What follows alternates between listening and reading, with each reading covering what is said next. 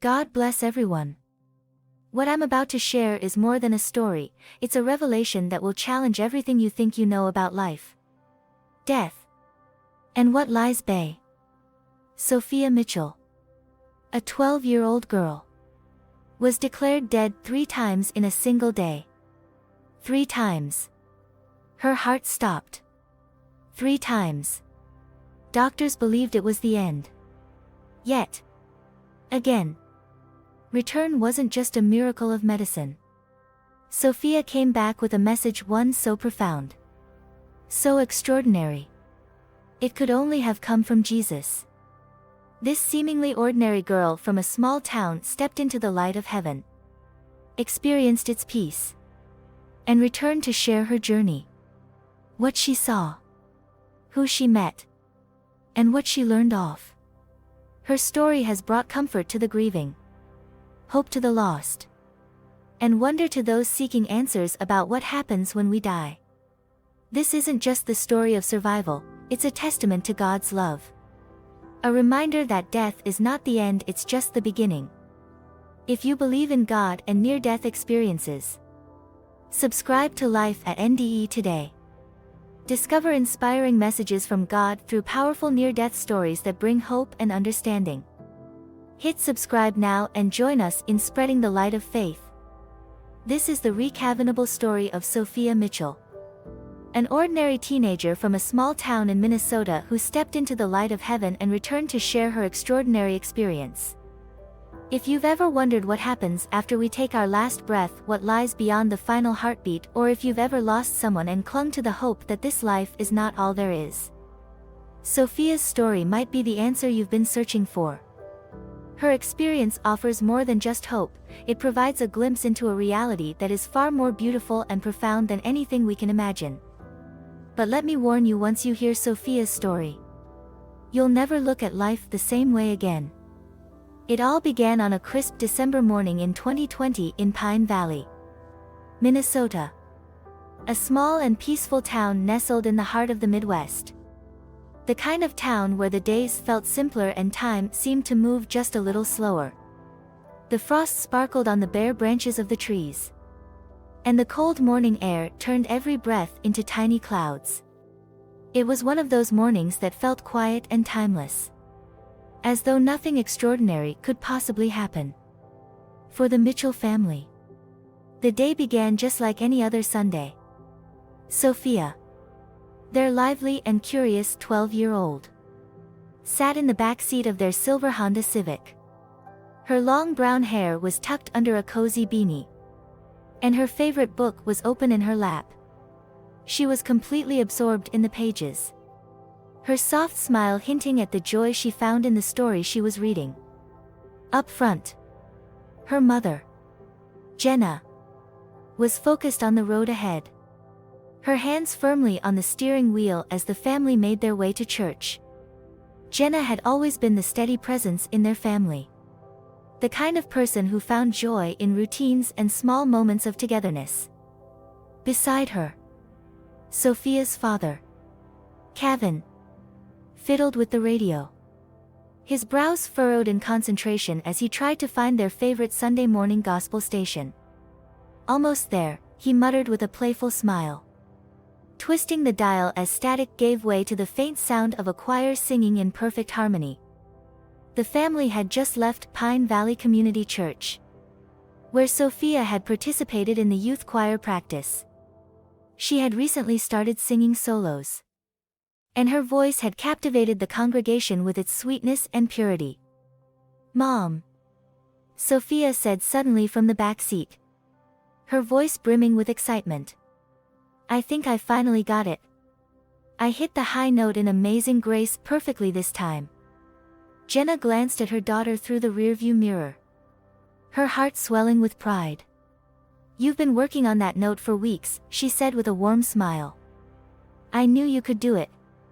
Kevin chuckled softly, his attention still half focused on the radio. "You've got a gift, kiddo," he said, his voice tinged with affection. The morning was perfect in its simplicity, a snapshot of a family enjoying life's small blessings. But life, as we know, has a way of changing in an instant. As the silver Honda Civic made its way down the quiet streets of Pine Valley, the sun was just beginning to rise, casting a soft golden glow over the frosty landscape. The intersection of Maple and Pine, a spot locals had long warned about due to its dangerous blind spots, lay just ahead.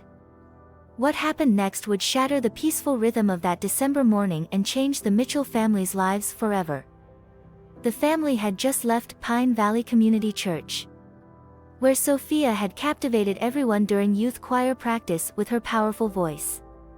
Her solo performance of Amazing Grace had filled the small church with a beauty that brought tears to more than a few eyes. "Mom," Sophia said excitedly from the back seat, her face glowing with joy and accomplishment. "I think I finally hit the high note perfectly this time." Her voice was full of pride, the kind that only a 12-year-old who had worked tirelessly could express. Jenna glanced at her daughter through the rearview mirror, her heart swelling with pride. "You've been practicing so hard," she said with a warm smile. "I knew you'd get it, sweetheart." Beside her, Kevin grinned and chimed in. "Next stop, singing for the whole town at the Christmas concert." Sophia giggled, the sound light and infectious, filling the car with an aura of happiness and comfort. It was a moment of pure, simple joy, a moment the Mitchell family would cherish forever if only they had known what was to come. Life, as we all know, has a way of shifting in an instant. As their silver Honda Civic approached the intersection of Maple and Pine, the morning sun cast a warm golden glow over the frost-covered roads. The stillness of the small-town morning was serene, almost too perfect. But the intersection of Maple and Pine was infamous among the locals, a dangerous crossing with blind spots that had caused countless close calls and tragedies. The Mitchell family, caught in the comfort of their laughter and conversation, never saw what was coming. The logging truck came barreling down the road at full speed, its massive frame roaring through the quiet morning air. The driver, distracted, didn't even notice the red light. Jenna didn't have time to react. In an instant, the truck slammed into their car with an earth-shattering force. The silver Honda Civic was flung across the intersection like a discarded toy, its frame crumpling under the impact. The screeching of tires and the sickening crunch of twisting metal tore through the peaceful Sunday morning, shattering its quiet beauty. For a moment, everything seemed to hang in silence. The kind of silence that follows devastation. Broken glass glittered like fallen stars across the pavement, and the air filled with the acrid smell of smoke and oil. The lives of the Mitchell family had been irreversibly changed in an instant. First responders would later describe it as one of the worst accidents they had ever witnessed. Twisted metal and broken glass littered the intersection, and the mangled remains of the Mitchell's silver Honda Civic told a story of devastation. Kevin Mitchell, the devoted husband and father, died instantly upon impact. Jenna was critically injured, trapped in the driver's seat, her body pinned by the crumpled frame of the car. And Sophia, bright, vibrant Sophia, was found unconscious in the back seat, her small frame barely clinging to life. Her favorite book was still clenched tightly in her hands, its pages streaked with blood and ash, as if she had refused to let go even in the chaos. "We're losing her," a paramedic shouted, his voice sharp with urgency, as they fought to save her fragile body. Sophia's heart had stopped. For the first time that day, the young girl was declared clinically dead. The paramedics worked frantically, their hands moving in a blur as they administered CPR and defibrillation. Moments stretched into eternity before the monitor beeped faintly, signaling a weak but present heartbeat. Sophia was alive, but barely. They knew they were in a race against time. At Pine Valley Memorial Hospital, Dr. Jessica Chen, the lead trauma surgeon, took one look at Sophia's fragile, battered condition and felt a sinking weight in her chest. As a seasoned professional, she had seen her share of tragedies. But something about this child, a girl so young and full of life, cut through her usual clinical detachment. "Get the operating room ready now," she commanded, her tone leaving no room for hesitation. She knew that every second mattered. The medical team moved swiftly, their faces set with determination. But just as they wheeled Sophia down the sterile hospital corridors, the unthinkable happened. Her heart stopped. Again. For the second time that day. Sophia was declared dead. A heavy silence fell over the team. But only for a moment. They sprang back into action, working furiously to revive her. Hands moved in perfect synchrony. Compressions, ventilators, medications. The room was filled with the sound of frantic instructions, beeping monitors, and the collective prayer that their efforts wouldn't be in vain. Minutes passed, feeling like hours, before the monitor beeped once more. Sophia's heart began to beat again, weak and fragile, but undeniably alive. Dr. Chen exhaled a breath she hadn't realized she was holding. But her relief was short-lived. She turned to her team, her face etched with concern. "She's been without oxygen for too long," she said quietly, her voice steady but heavy with worry. "Even if she survives, the damage might be irreversible." Despite the odds, they pressed on. They refused to give up on Sophia, even as doubt lingered in their minds. Meanwhile, in the waiting room, Jenna lay in a hospital bed, her own injuries severe but stable. When the doctor gently informed her of Kevin's death, her anguished screams pierced the sterile hospital halls. A raw sound of unimaginable loss. But it was the news about Sophia that truly broke her. "Please," Jenna sobbed, clutching the hand of a nurse who stayed by her side. Her voice cracked with desperation. "Please don't take my baby too. Lord, if you're listening, not my Sophia. Please." As if in cruel response to her plea, Sophia's heart stopped for the third time while she was still in surgery. The monitors flatlined, their sharp, unyielding tone signaling the end. Dr. Chen and her team worked tirelessly, refusing to give up despite the odds.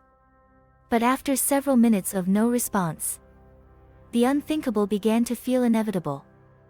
With an aching heart, Dr. Chen reached for Sophia's chart. "Time of death," she began softly, her voice heavy with resignation. But then, something extraordinary happened before she could finish the sentence. Sophia's heart began to beat on its own. Without medical intervention. Without explanation. Her fragile heart slowly and steadily restarted. Gasps filled the room as the team stared at the monitor, watching the rhythmic blips of life. "What happened?" a nurse whispered in awe. But no one had an answer. Sophia would later explain where she had been during those moments when her body lay lifeless on the operating table. What she described would defy logic and challenge the very foundations of both faith and science. "It was beautiful," Sophia said, her voice soft but tinged with wonder. "More beautiful than anything I've ever seen on Earth." She described stepping into a place that felt alive with golden light, where even the air shimmered and sparkled. Colors danced around her, colors so vivid and otherworldly. They didn't exist on Earth. They don't even have names in our world, Sophia explained, her words tinged with the longing of someone who had glimpsed paradise. The first thing she noticed was the music. "It wasn't like anything I'd ever heard before," she recalled. "It was as if every beautiful sound in the universe was playing at once. But instead of being overwhelming, it was perfect, like a million angels singing in harmony." She found herself walking on streets that appeared to be made of pure gold. Yet they didn't feel cold or hard like metal. Instead, they seemed alive, glowing with their own inner light. Beneath her feet, the ground pulsed softly, as though it was breathing along with her. The air carried a peace so profound, Sophia said, that it made every joyful moment she had ever experienced on earth seem shallow by comparison. I wasn't afraid. I wasn't sad. I felt complete, she said, struggling to find the right words. But as beautiful as the place was, it was the people she met there that left the greatest impression on her. First came the children, a boy and a girl who ran toward her with open arms. They hugged her tightly, as if they had known her their whole lives, their faces glowing with joy. We've been waiting for you, big sister, they said in unison, their voices full of love. Sophia was confused. She had always been an only child, or so she thought. It wasn't until much later, when Sophia shared this part of her story with her mother, that Jenna broke down in tears. I don't understand, Sophia said. Who were they? Jenna's voice trembled. Sophia described were not just figments of her imagination. They were real. And they had been waiting for her. But the most profound moment of Sophia's experience was yet to come. He was standing there, waiting for me, Sophia would say, her voice trembling with emotion, her eyes filling with tears every time she recounted this part of her story. Jesus. The moment she saw him, she knew exactly who he was. It wasn't like meeting a stranger, she explained. It was like finding someone I had known and loved my entire life but had somehow forgotten. The instant I saw him, everything felt right, complete, like I was home. Jesus didn't speak with words, Sophia said. Instead, his thoughts flowed directly into her mind. Every look, every unspoken word, was filled with a love so pure, so overwhelming, that it made her earthly understanding of the word love seem pale and incomplete by comparison. He knew everything about me, Sophia said. Every mistake, every doubt, every fear. And he loved me anyway, not in spite of those things, but including them. His love made me feel whole.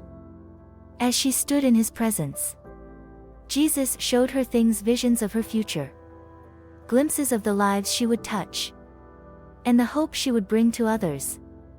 She saw herself speaking to people who were grieving, helping them find comfort and peace. She saw children smiling again after their sorrow had lifted. He told me it wasn't my time yet, Sophia said softly.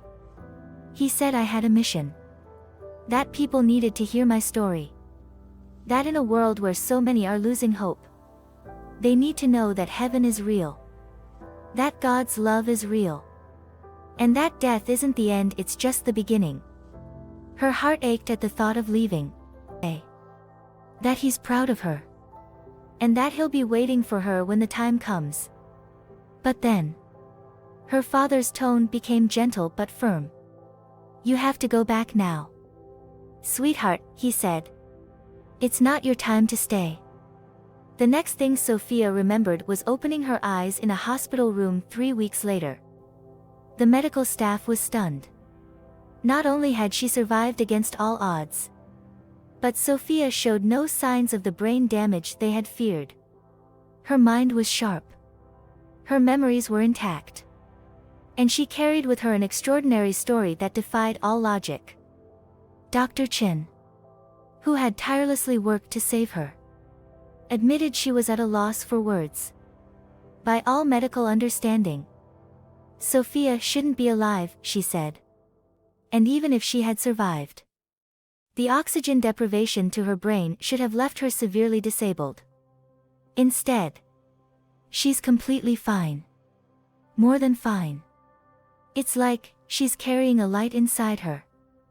The changes in Sophia were subtle but profound.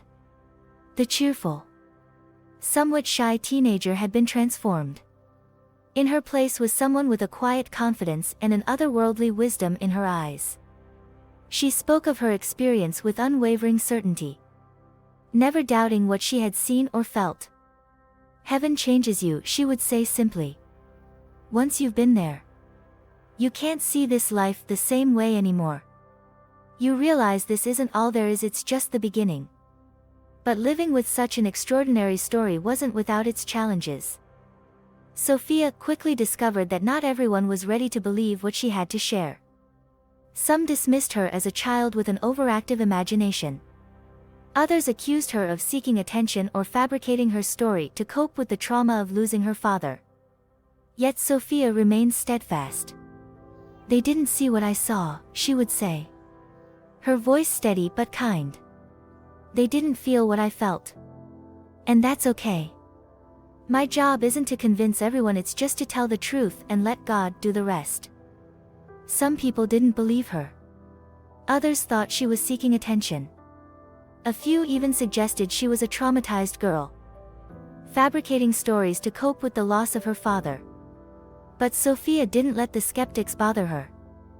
"They haven't seen what I've seen," she would say with a gentle smile, her voice calm yet unwavering. "They haven't felt what I've felt. And that's okay. My job isn't to convince everyone, it's just to share what happened to me and let God do the rest." Jenna watched her daughter with a mixture of awe and gratitude. Losing Kevin had left a gaping hole in their lives, one that could never fully heal. But Sophia's experience gave them both something precious, a new perspective on death and the promise of what lies beyond. "Sometimes," Jenna said softly, "I catch her looking at something in the distance, smiling at something I can't see. And I wonder if she's remembering heaven." Sophia's story didn't stay confined to Pine Valley for long. Word began to spread about the young girl who had died and returned with a message of hope and love. Local churches invited her to speak, followed by churches in neighboring towns.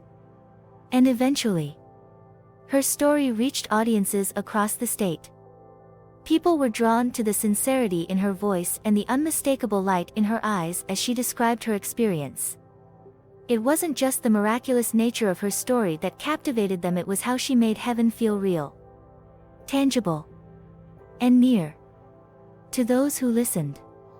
Heaven was no longer an abstract idea, it was as vivid and present as the world around them. But it was her message about God's love that resonated most deeply with her audiences. "It's bigger than anything we can imagine," Sophia would tell them, her words laced with both wonder and conviction. "Trying to describe it is like trying to explain the ocean to someone who's only ever seen a glass of water. Our human minds just can't contain how vast and beautiful it is." She spoke about meeting Jesus with such joy and reverence that even hardened skeptics found themselves moved. Her words painted a picture of a love so pure, so unconditional, that it broke through even the most guarded hearts.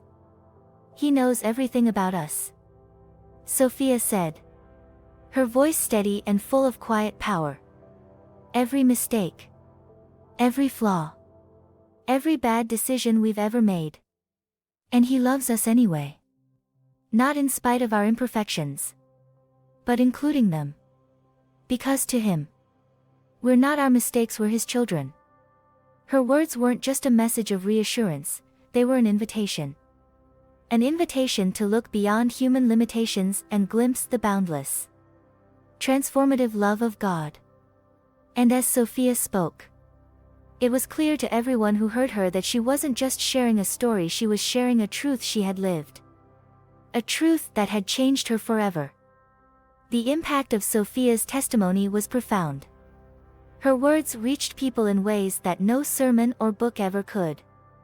Those who had lost loved ones found solace in her vivid descriptions of heaven, a place so full of peace and love that it gave them hope beyond their grief. People struggling with their faith felt a renewed sense of purpose, inspired by her conviction. Even atheists and agnostics admitted that her story made them pause and question their certainties about life, death, and what might lie beyond.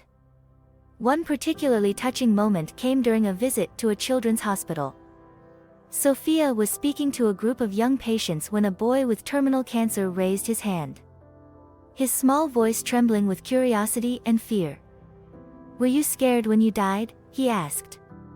Sophia knelt beside his bed, took his hand in hers, and smiled warmly. "The only scary part was coming back," she said gently. "Heaven itself is like the most wonderful dream you've ever had, except you're wide awake. Everything there is more real than anything on earth. It's beautiful. And you're never alone." The boy's mother later shared that her son's fear of death disappeared after that conversation. He faced his final days with a peace that amazed everyone around him. But Sophia's journey wasn't just about sharing her story, it was about living it. Her glimpse of heaven's perfect love had profoundly changed how she saw the world and the people in it. "When you felt the kind of love I experienced in heaven," Sophia explained, "you want to share it with everyone you meet, not just by talking about it, but by showing it in how you treat people." Sophia began to channel her experience into action. She volunteered at homeless shelters, offering compassion and care to those society often overlooked. She visited nursing homes, spending hours listening to the stories of the elderly and sharing her message of hope. Major rolling her eyes when I tell her to clean her room or do her homework. But there's something else there now. Something deeper. Something profound. That comes out when she talks about her experience. It's like she carries a piece of heaven with her. The medical community remained captivated by Sophia's case. Dr. Chin, who had fought tirelessly to save her life, collaborated with researchers studying near-death experiences. Together, they documented every detail of Sophia's extraordinary journey. While we can't scientifically prove what Sophia experienced, Dr. Chin said, there's something extraordinary about her story. It challenges what we think we know about life and death. Indeed, what Sophia experienced remains a mystery. We can't explain her survival or her complete recovery through current medical understanding, Dr. Chin noted. But whatever happened to her, it's changed her and everyone around her. Now, 5 years have passed since that fateful Sunday morning. Sophia is 18, preparing to start college, and she continues to share her story with the world. Her book about her experience has touched countless lives, with all proceeds going to help families who have lost loved ones in accidents. She has spoken to thousands of people, appeared on national television, and inspired countless individuals to re-examine their beliefs about life, death, and what might lie beyond. Yet, perhaps the most recavanable thing about Sophia isn't her extraordinary experience, it's how ordinary she remains in so many ways. She still sings in the church choir, her voice carrying a sweetness that seems to echo heaven's harmony. She still loves reading, though she admits that no earthly story can compare to the glory she witnessed. And she still faces the usual challenges of life, navigating friendships, preparing for exams, and figuring out her future. But beneath all of that, there's something different about Sophia. Something unshakable. Her story isn't just a testament to what lies beyond, it's a reminder of the love, hope, and purpose we can find in this life, too. She still loves to sing in the church choir, though now she says the music feels different, each note reminding her of heaven's harmony. She describes the melodies as echoes of a place where every sound vibrates with love and joy. Singing is no longer just an act of worship for Sophia, it's a connection to the beauty she witnessed beyond this life.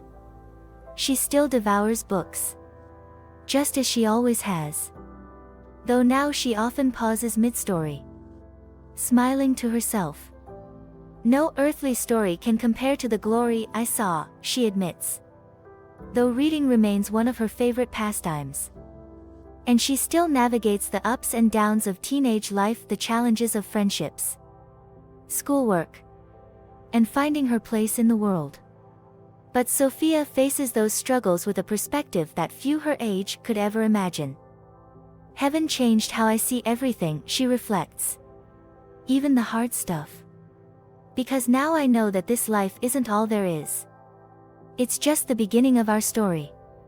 Jenna, too, has found healing through Sophia's experience. The ache of losing Kevin is a constant presence. But Sophia's vivid descriptions of him happy, whole, and at peace in heaven bring her comfort on even the hardest days. Knowing he's in a place more beautiful than I can imagine helps me get through the difficult days. Jenna says, when I think of him there, I know he's waiting for us. It gives me hope. Sophia continues to receive letters and messages from people around the world who have been touched by her story. Many share their own experiences of loss and grief, finding comfort and hope in her account of what lies beyond death. Others tell her how her testimony has renewed their faith or given them courage to face their own mortality. But Sophia's most profound message isn't just about what happens after we die, it's about how we choose to live now. Heaven showed me that every moment here matters, she says. Every kindness, every smile, every choice to love instead of hate, it all ripples into eternity. We're not just living for this world, we're preparing for the next one. She often ends her talks with a heartfelt challenge to her audience. If you could see how much God loves you, how precious you are to Him, you'd never doubt your worth again. You'd never question if your life has meaning. Because I've seen it. I've felt it. And I know every single person is infinitely valuable in His eyes. Sophia Mitchell's journey from an ordinary teenager to a messenger of hope continues to inspire people across the globe. Her story reminds us that sometimes the most powerful messages come through the most unexpected messengers. Even in our darkest moments, light can break through in miraculous ways, offering hope where there was once despair. Looking toward the future, Sophia remains steadfast in her mission. Jesus sent me back for a reason, she says with quiet conviction. And as long as I'm here, I'll keep sharing what I saw, what I felt, and what I know to be true, that heaven is real. That God's love is beyond anything we can imagine. And that death isn't the end, it's the doorway to something more beautiful than we could ever dream.